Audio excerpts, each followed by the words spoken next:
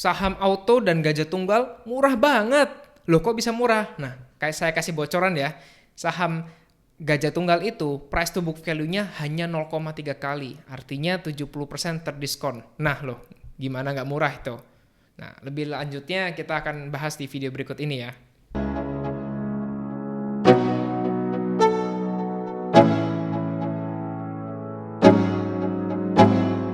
Salam kenal, saya Moses Kurniawan dari Investor Lokal. Hari ini kita akan bahas saham auto dan gajah tunggal. Meskipun mereka bukan head-to-head competitors, tapi mereka ini bergerak di bidang yang sama, yaitu spare part otomotif. Nah, kita bahas yang pertama yuk tentang auto.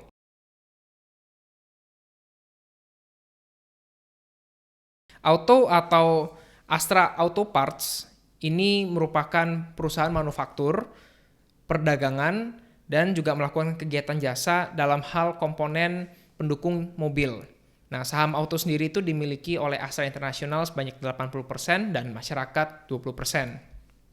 Karena grupnya Astra, otomatis penjualan mereka lebih besar ke Astra ya, 73% itu ke grupnya Astra. Tapi hebatnya, mereka juga melakukan perdagangan bisnis ke luar Astra juga, ada 27% porsi manufaktur ke non-Astra. Nah, seperti yang kita ketahui ya, Astra sendiri merupakan customer besar untuk auto, karena Astra ini adalah market leader dalam mobil di Indonesia. Seperti yang kita ketahui ya, brand-brand di Indonesia yang merupakan grup Astra adalah brand-brand top 5 ya, seperti Toyota, Daihatsu, dan yang lainnya. Jadi Astra ini cukup besar. Selain di dalam negeri, auto juga melakukan ekspor suku cadang mereka ke luar negeri, seperti ke Asia, Timur Tengah, hingga ke Amerika. Ini adalah brand-brand yang merupakan customernya auto. Dan yang dikotakin ini adalah grupnya Astra. Jadi bisa lihat ya bahwa yang non-Astra ini juga banyak. Contohnya Honda, Kia, Wuling, dan di motor itu ada Yamaha, Kawasaki. Itu mereka non-grupnya Astra tapi ngambil barang dari auto juga. Oke, secara overview cakupan bisnisnya auto itu dibagi dua, yaitu manufaktur dan retail atau perdagangan. Yang manufaktur itu mereka mengerjakan OEM atau Original Equipment Market dan REM, Replacement Market. Nah, mereka kerjasama ya dengan beberapa brand parts seperti yang kalian bisa lihat di layar. Nah, dari brand-brand ini mungkin kalian sering dengar Denso. Denso ini adalah brand yang mensupport bagian pendingin mobil atau AC, lebih dikenal sebagai itu. Lalu Aisin ya, terkait sama proses pengereman dan minyak juga mereka ada. Oli KYB itu di shock breakers. Tidak hanya di sini, auto juga belakangan mengembangkan beberapa lini manufaktur baru seperti alat-alat kesehatan dengan brand Green yang mereka bikin, lalu ke energi terbarukan yaitu mulai membuat panel surya. Kita ke lini bisnis satu lagi yaitu ke retail. Nah, di retail ini auto itu memiliki beberapa outlet ya. Nah, outletnya itu yang paling sering kita ketemuin mungkin adalah shop and drive. Tapi ada beberapa jenis yang lain seperti super shop and drive. Ini shop and drive yang lebih besar. Lalu ada Astra Auto Service, shop and bike, dan yang paling kecil yaitu Motoquick. Nah, Motoquick ini menurut saya cukup unik karena dia bekerja sama dengan Alfamart untuk membuka booth perbaikan motor ringan yang mentargetkan perbaikan-perbaikan yang cepat seperti ganti oli, ganti ban yang bocor, ganti aki, itu lebih kecil dan bisa menjangkau lebih niche lagi gitu. Nah, sekarang kita lihat dari sisi komposisi net sales yang dikontribusikan dari sisi manufaktur dan dari sisi retail. Nah, berikut grafiknya di layar kalian bisa lihat.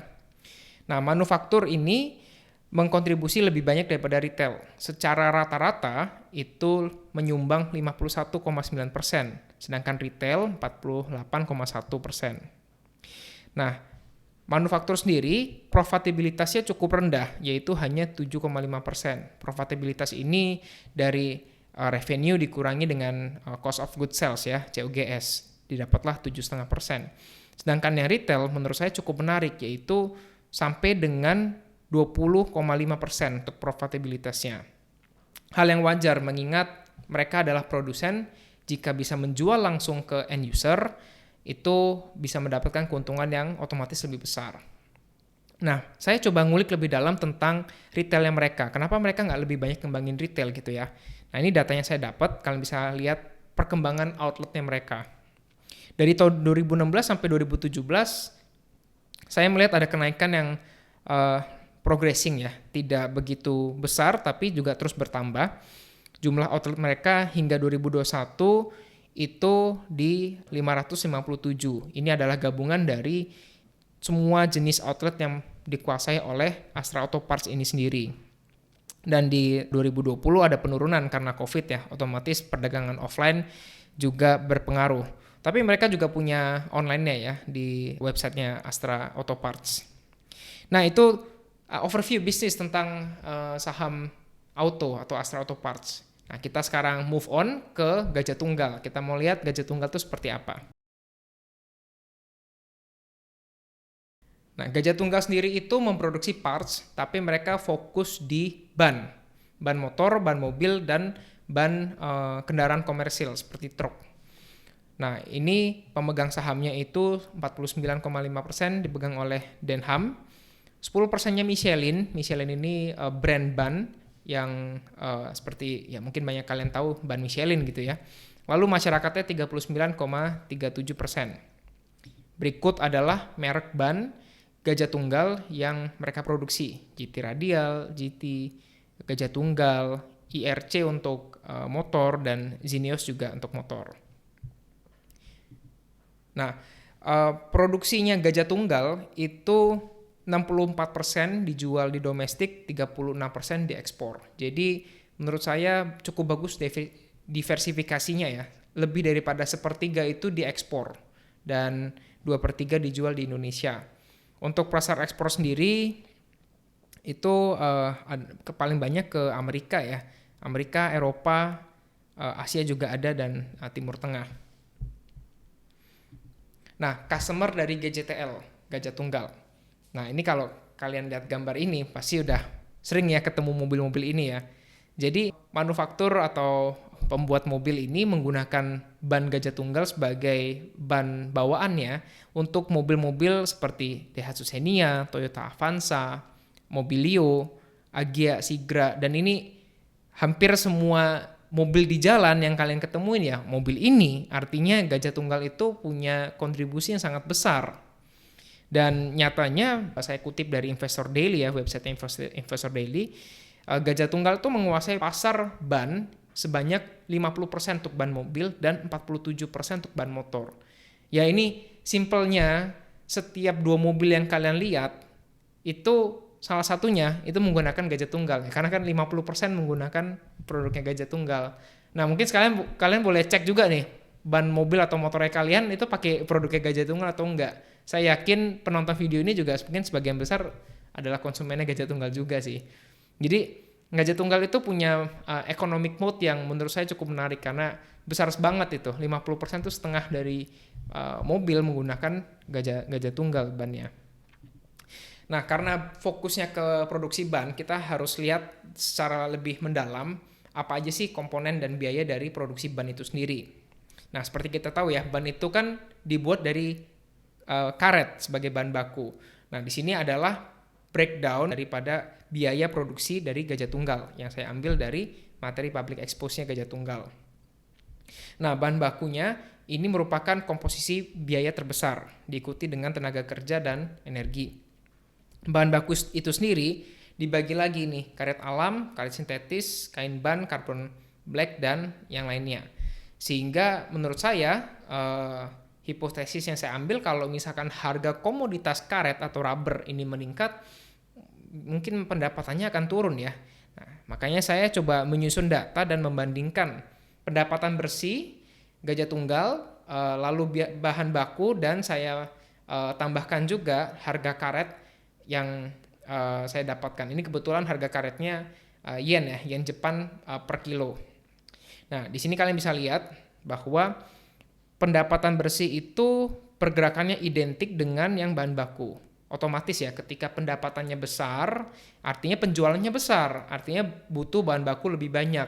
Otomatis pendapatannya meningkat, biaya bahan bakunya juga meningkat.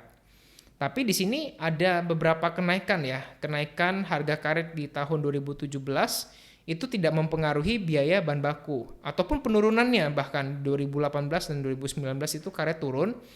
biaya bahan bakunya juga nggak turun-turun banget gitu. Jadi mungkin harga bahan baku komoditas rubber ini bisa dibilang tidak memberikan pengaruh yang cukup signifikan atau secara langsung ke Gajah Tunggal dari data yang kita lihat. Mungkin kalau pergerakan harganya ekstrim, ya itu bisa berpengaruh. Tapi so far dari data 2015 sampai 2021 terlihat bisa diatasi oleh Gajah Tunggal.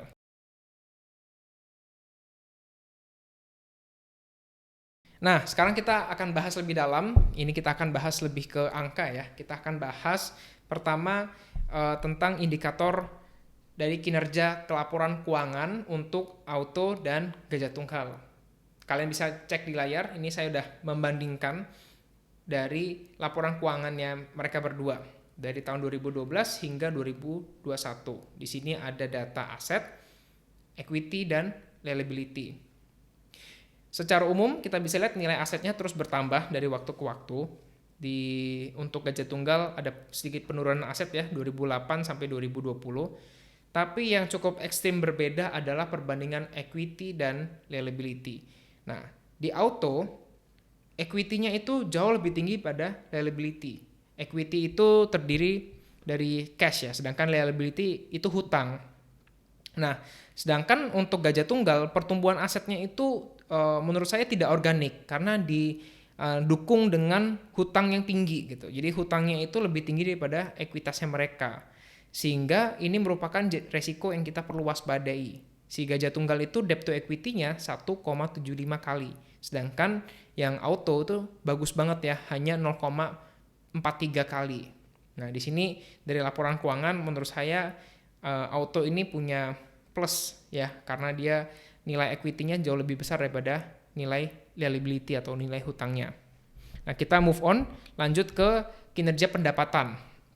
Nah, di sini saya menggunakan pendekatan dari gross profit margin, operating profit margin, dan net profit margin ya. Nah, gross profit margin itu secara general adalah revenue atau pendapatannya dikurangi dengan cost of goods sales. Sedangkan operating, namanya juga operating ya, itu berarti dikurangi dengan biaya operasional seperti gaji, sewa tempat, marketing, dan lain-lain. NPM, net profit margin, ini dikurangi dengan biaya-biaya lain seperti pajak dan yang lain-lainnya. Di sini auto memiliki pendapatan yang lebih tinggi. Net profit marginnya itu 4%, meskipun 4% ini juga angka yang rendah ya, tapi lebih tinggi daripada Gajah Tunggal yang hanya 0,52%. Nah, lalu kita bisa lihat bahwa untuk nilai gross profit marginnya Gajah Tunggal itu sebenarnya lebih tinggi ya, di 13,8%. Untuk bahan baku berarti Gajah Tunggal bisa memanage dengan lebih baik, tapi untuk operasionalnya mungkin Gajah Tunggal ini kurang efisien, lebih efisien di auto. Nah, itu adalah gambaran kinerja pendapatan auto dan Gajah Tunggal. Lalu kita lihat dari sisi valuasi. Nah, valuasi ini cukup penting ya untuk kita menentukan apakah akan investasi di Gajah Tunggal atau di auto. Nah, valuasi di sini saya menggunakan metode free cash flow atau FCF. Di sini saya kumpulkan data rata-rata free cash flow untuk auto dan Gajah Tunggal 5 tahun ke belakang. Lalu saya hitung dengan proyeksi 5 tahun ke depan ditambah dengan proyeksi terminal value. Free cash flow ini saya discounted cash flow kan ya. Saya menggunakan DCF supaya nilainya yang di masa depan itu relevan dengan masa kini. Untuk FCF dan DCF ini saya pernah bikin videonya, kalian bisa cek di link di atas atau di deskripsi supaya lebih nyambung nantinya. Nah, intinya saya dapat total nilai present value-nya itu seperti yang di tabel ini. Lalu untuk menghitung nilai valuasi Gajah Tunggal dan auto, kita harus kurangi dengan nilai net debt-nya dan dibagi dengan jumlah lembar beredar. Di sini jumlah lembar beredarnya itu dalam satuan miliar. Sehingga didapatlah nilai intrinsik per satu lembar sahamnya itu berapa. Nah, setelah saya hitung ternyata auto dan Gajah Tunggal tuh cukup menarik ya. Cukup menarik tuh karena nilai intrinsik atau nilai sebenarnya perusahaan ini itu jauh lebih tinggi daripada harganya saat ini. Jadi nilai intrinsik dari auto dan Gajah Tunggal itu masing-masing punya gap yang cukup tinggi ya. Untuk auto nilai intrinsiknya 1.800-an, sedangkan current price saat video ini dibikin itu 1.125. Gajah Tunggal lebih jauh lagi, 1.600 intrinsiknya, harganya 620. Sehingga didapatlah margin of safety yang gede banget, yang di atas 50%. Nah, sebagai catatan ya, saya sering ngitung nilai intrinsik ini dengan FCF, itu agak sulit ya ditemukan saham di Indonesia yang nilai setelah dihitung dengan FCF dan DCF ya, didapatkan nilai intrinsik di atas 50% tuh cukup sulit, dan kebetulan Auto dan Gajah Tunggal ini sangat undervalued banget. Nah, yang lebih umum menggunakan price to book value ini juga terdiskon ya. Saya udah sampaikan di awal video, Auto itu terdiskon 50%, price to book value-nya hanya setengah daripada nilai aslinya. Sedangkan Gajah Tunggal itu hanya sepertiga, 0,3%. Ini terdiskon banget gitu kan. Price to earning ratio-nya Auto di 8,9, lebih baik ya karena earning-nya lebih tinggi, sedangkan Gajah Tunggal 25,4 karena tadi earning-nya cukup rendah. Tapi ya saya cukup yakin dengan perbaikan ekonomi dan stimulus PPNBM ya, harusnya Auto dan Gajah Tunggal ini akan terdampak dengan naiknya sales mobil juga, mereka akan naik juga seperti itu.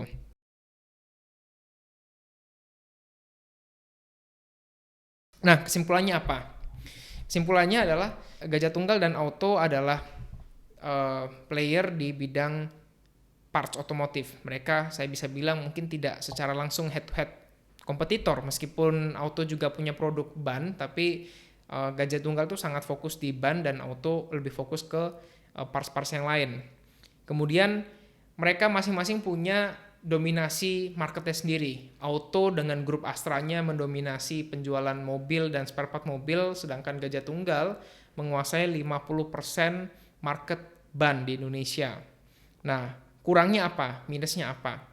Untuk Auto sendiri, saya udah baca laporan keuangannya dan tidak terlihat langkah-langkah yang cukup strategis dan agresif dalam menyambut mobil listrik. Jadi di dalam laporan keuangannya disebutkan bahwa direktur utamanya mengikuti beberapa meeting tentang mobil listrik, jadi sudah aware, tapi belum ada planning konkret untuk menghadapi mobil listrik ya khususnya. Dan Gajah Tunggal, kalau Gajah Tunggal minusnya apa? Ya hutangnya tinggi. Tadi debt to equity-nya 1,75 kali, itu cukup beresiko. Juga pernah ada pemberitaan bahwa Gajah Tunggal itu terkait dengan kasus BLBI ya, yang disangkutkan oleh pemilik tidak langsungnya yaitu Samsul Nur Salim. Tapi setelah saya melakukan riset lebih dalam, Samsul ini tidak pernah muncul dalam pengambilan keputusan langsung di perusahaan, sehingga secara profesional Gajah Tunggal bisa dibilang cukup aman. Nah, terus good corporate governance-nya gimana gitu kan? Untuk komisaris utamanya dan direktur utamanya kebetulan juga merupakan orang yang punya pengaruh ya. Kalau komisaris utamanya itu adalah ex kepala Badan Intelijen Negara Pak Sutanto, dan direksinya di tahun 2018 juga ada pergantian ke Pak Sugeng Raharjo, yaitu ex Menteri Luar Negeri Indonesia China. Jadi mereka berdua ini merupakan punya pengaruh yang cukup kuat dan bisa membawa Gajah Tunggal ke dampak yang positif serta punya bargaining power yang cukup kuat ya. Jadi menurut saya kedua perusahaan ini adalah perusahaan-perusahaan yang harganya underpriced, menarik untuk dilirik, punya bisnis yang kuat, punya fundamental yang bagus, dan terserah kalian melihatnya gimana. Nah, saya penasaran sih sama pendapat kalian bisa komen di bawah. Ini video pembelajaran, jadi kalau misalkan ada kesalahan atau hal yang kurang tepat, kalian juga bisa diskusi di bawah. Dan ini bukan rekomendasi jual atau beli, jadi terima kasih telah menonton video ini. Kita terus belajar bareng. Jangan lupa subscribe channel Investor Lokal untuk konten pembelajaran saham yang lain, dan like video ini kalau kalian suka konten ini. Terima kasih telah menonton, sampai jumpa.